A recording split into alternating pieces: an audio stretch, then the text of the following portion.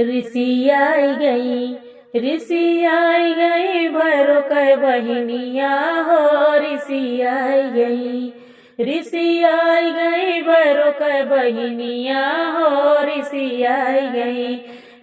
आई गई भैरो कै बहिनिया हो। ऋषि आई गई।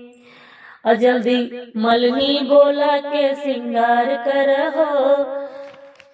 नरियल चुनरी मंगा के जय जयकार करहो। ऋषि आई गई भैरो कै बहिनिया हो। ऋषि आई गई भैरो कै बहिनिया हो। ऋषि आई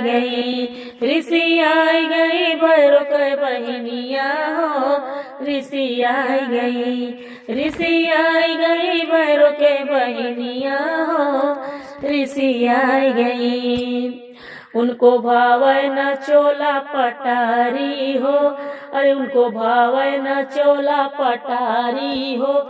वो तो ललकी चुनरिया पे लो भाई गई हो। ऋषि आई गई भैरो कै बहिनिया हो।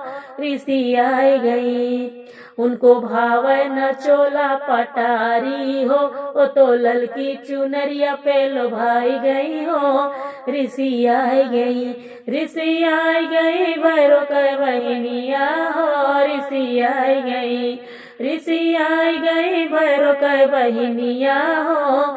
ऋषि आई गई भैरो कै बहिनिया हो। ऋषि आई गई भैरो कै बहिनिया हो। ऋषि आई गई।